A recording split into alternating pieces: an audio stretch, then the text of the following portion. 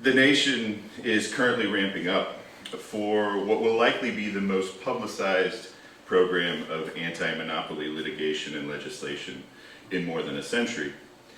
The momentum towards cases involving Amazon, Apple, Facebook, and Google has been building since at least 2017. Forgive some, brief, shameless self-promotion.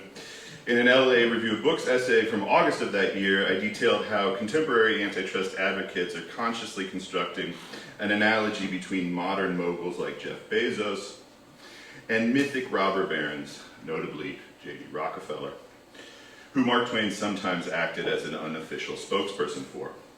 More recently, in an episode of The American Vandal, one which has been consumed by at least 4 of the 7 members of the Fed Board of Governors, not all approvingly, I discussed the new Brandeis movement modeled on the antitrust agitation of the Roosevelt era with progressive legal scholar Sanjukta Paul and socialist economist Marshall Steinbaum. While my provocation today does not directly address the monopolistic amalgamation which climaxed in antitrust, it does deal with the infrastructure which made that process of amalgamation possible. It is part of my ongoing homology between the epoch of mass print, which coincides almost exactly with Twain's lifetime, and the epoch of platform capitalism, through which we are now living. Before I apply that homology to Roughing It, I want to draw your attention to one crucial and potentially overlooked aspect of our contemporary situation.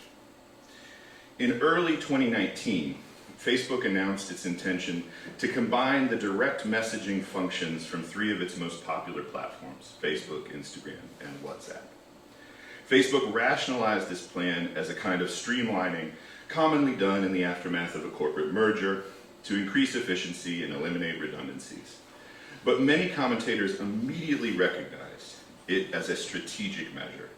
Facebook wanted to make it harder for regulators to do the obvious thing, that is, break Facebook, Instagram, and WhatsApp into independent companies, which would immediately be in direct competition with one another.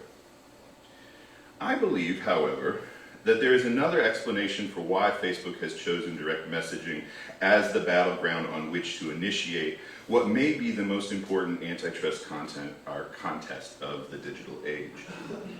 By the way, if you have not been following the Wall Street Journal's Facebook files this past month, I plead with you to do so. I think it's the most important investigative reporting of the 21st century so far. Facebook has become the objective correlative for cyber paranoia in recent years, hell-bent on eroding conventional distinctions between public and private, and, if possible, eliminating privacy as a category altogether. Facebook has always had fuzzy answers to questions like what qualifies as personal information, and Facebook's shifting definitions of public and private extend to the structure of the company itself, as Facebook spokespeople simultaneously refer to their employer as a public good and a private corporation. This blurring is integral to the coming antitrust battle, as Facebook will argue both that it is a private firm protected from government intervention by its commitment to the free market, and that Facebook itself is the marketplace, the forum, the public square, and cannot be held responsible for the behavior of its users, or any more than a theater can be held responsible for ticket holders who yell fire. Can Facebook have it both ways?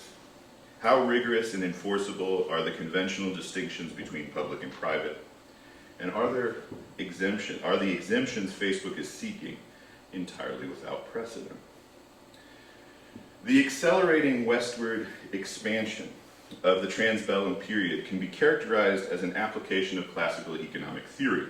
The nationalist objective, a dominion from sea to shining sea, was pursued by individual incentives, as Western spaces, mining camps, port cities, oil fields, California, were presented to the public as lands of opportunity, and specifically speculative opportunity, dreamscapes where the likelihood of hardship and failure was ameliorated by the fantastical scale of the rare successes.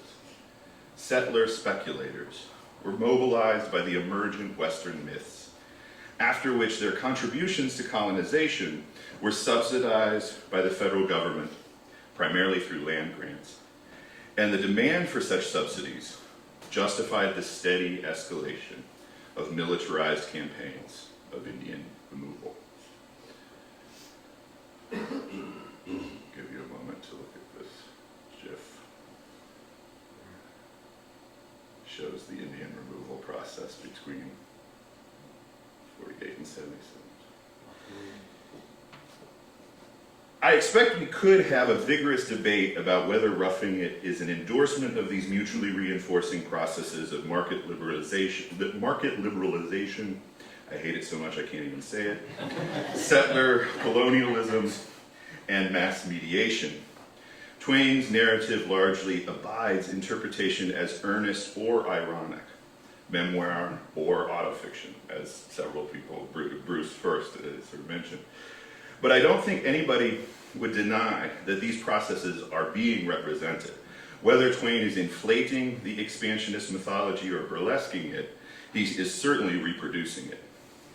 And that mythology, according to the cultural Keynesian framework I endorse, is the motive force of the modern state, and thus the apparatus essential to perpetuating state-sanctioned myths, mass media, must be prioritized.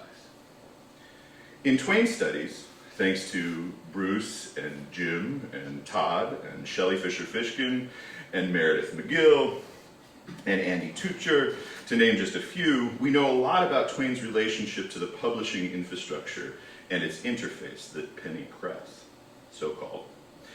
But most scholars still underestimate the scale and speed with which newspaper networks developed. During the first 3 decades of Twain's life, through the period chronicled by Roughing It, the US went from having barely 100 daily newspapers and fewer than 1,500 active periodicals to having 500 dailies and nearly 6,000 active periodicals, which together printed more than 1.5 billion issues annually. The centrality of the press to US expansion is apparent when one considers that US Marshals started filing extensive reports on newspapers and periodicals as part of the 1840 census. They started counting newspapers before they started counting schools, churches, libraries, hospitals, banks, or railroads. For the first half century the census was in operation, the only thing census takers cared about was race and gender. For the second half century, their concerns were expanded to include printing presses. And their reports show that the total number of periodicals in the nation never increased by less than 31% in a decade. And during the period Twain resided there, annual circulation in California and Nevada increased by 92%. Todd, as well as other scholars like Ryan Cordell and Avery Blankenship, like to remind us that the rapid growth of the penny press was enabled by the exchange system and the accepted practice of reprinting, which both helped Mark Twain attain a cultural celebrity during the 1860s and prevented him from making a living from that celebrity. It was the exchange system that allowed Jim Smiley and his Jumping Frog to be published on average in one new state per week for 6 months after its initial appearance in New York.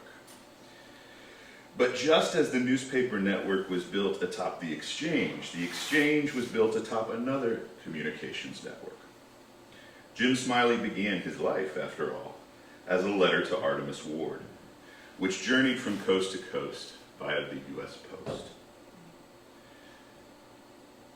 I'll give you just a moment.